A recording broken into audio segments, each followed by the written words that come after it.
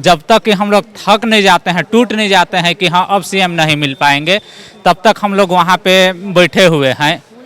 कोई पूछने वाला नहीं है। तो जो बोल रहे हैं वो तो कीजिए, हम तो सीएम से बस मिलना चाह रहे हैं।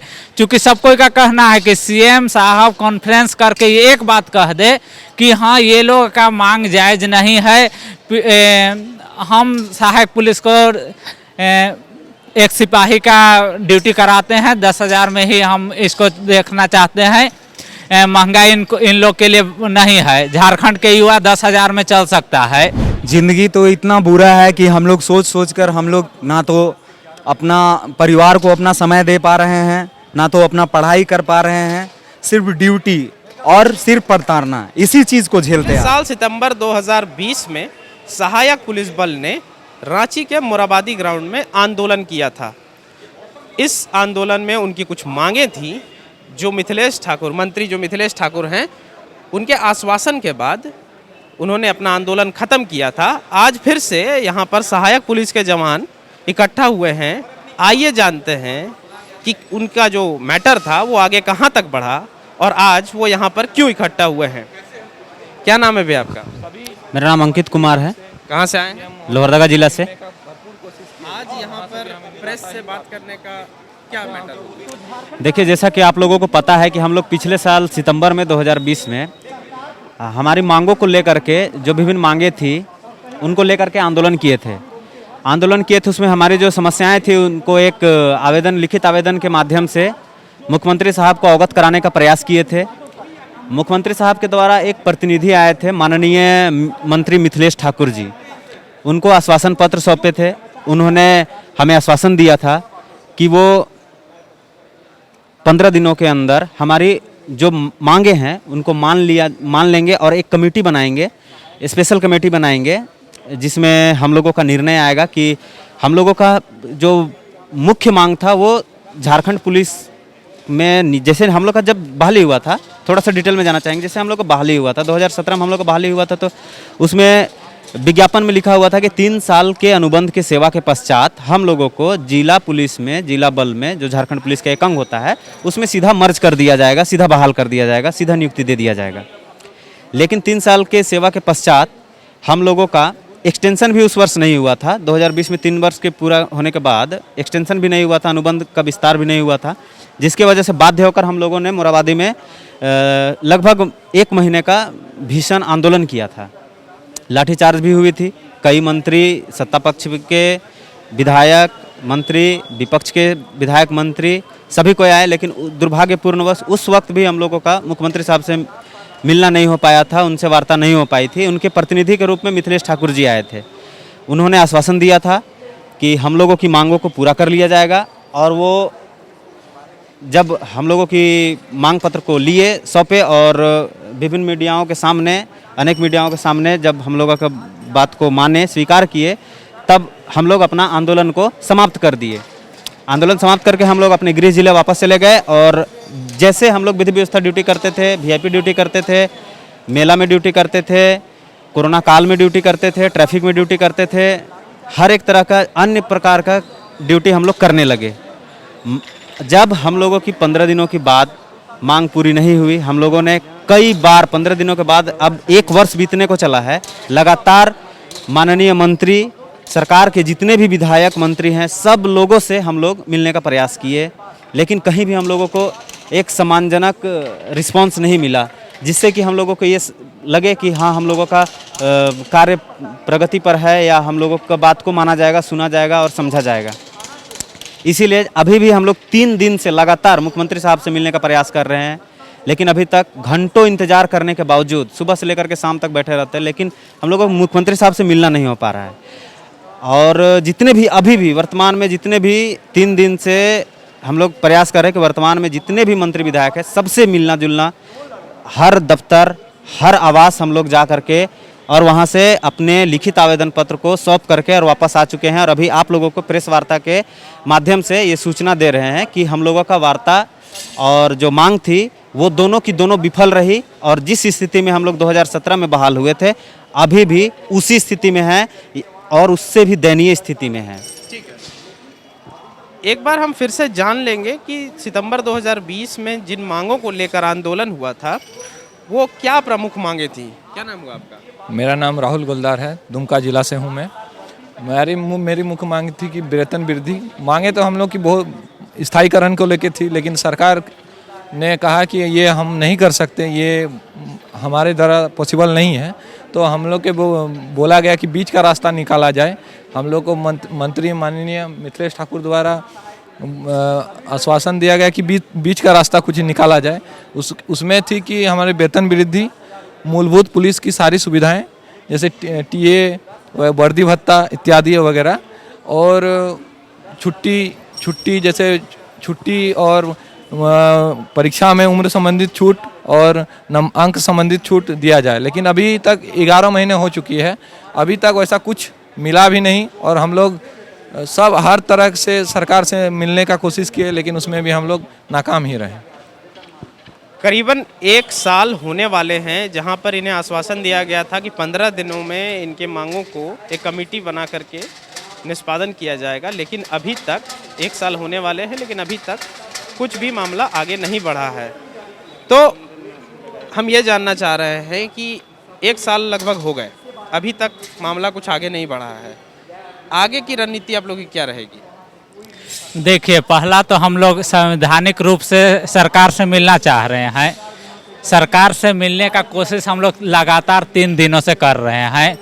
चूँकि लड़का लोग बता ही दिया है कि 3 दिन से हम लोग मिलने का कोशिश कर रहे हैं।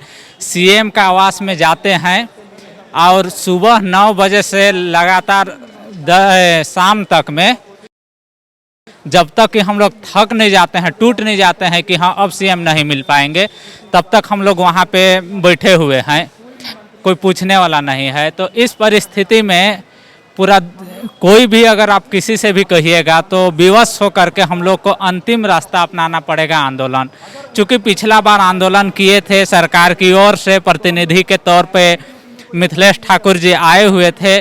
उनका कहना था कि आप अपना मांग पत्र जो है सो सौंप दीजिए, 15 दिनों का कमेटी बैठेगा, आईएएस अफसर के कमेटी में होंगे और 15 दिन तक आप लोग का जो भी समस्या है उसका निष्पादन होगा। जैसे कि वेतन बढ़ोतरी में होगा, लेकिन अभी तक 1 पैसा भी नहीं बढ़ोतरी हुआ है।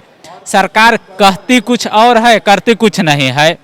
इतना आप अगर देखा जाए कि किस तरह से आदमी इतना पूरी तरह से झारखंड का युवा 8 अगस्त को अगस्त क्रांति तक कर रहे हैं, क्या वो लोग नहीं चाहते हैं कि आप संवैधानिक तौर से सरकार से मिल करके अपना बात रखें?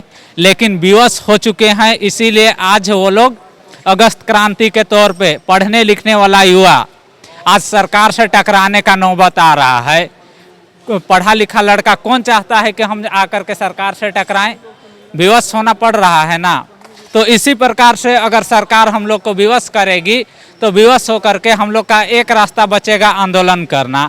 चूँकि हाथ पैर सारा जोड़ करके हम लोग देख लिए हैं, रो करके देख लिए हैं, अगर कुछ भी सुनवाई ना होता है तो हम लोग को बस यही रास्ता है, आंदोलन करना।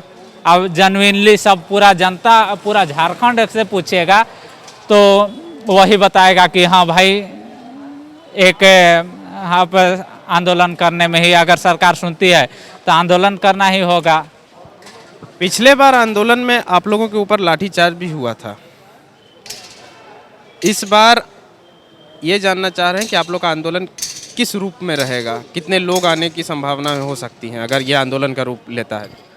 पिछले बार भी टोटल सहायक पुलिस आए थे। टोटल सहायक पुलिस का समस्या है, किसी एक का पर्सनल समस्या नहीं है, टोटल आएंगे। और टोटल आएंगे और तब तक अड़े रहेंगे इस मोराबादी या फिर कहीं पे भी जहाँ पे हम लोग रुकेंगे, चाहे सीएम आवास के पास हो, चाहे राज्यपाल के आवास पर हो, जहाँ पे रुका हुआ रहेंगे तब तक नहीं रुकेंगे जब तक कि हम लोग का मांग पूरी ना कर दिया जाए। आप वार्ता के लिए बुलाया जाता है, पिछले बार की बातों को हम बता दे रहे हैं, वार्ता के लिए बुलाया जाता है। वार्ता के नाम पर हम लोग को किन्हीं अफसर से मिलवा दे रहा है कि हाँ आप कीजिए। अरे भाई, आप जो बोल रहे हैं वो तो कीजिए। हम तो सीएम से बस मिलना चाह रहे हैं।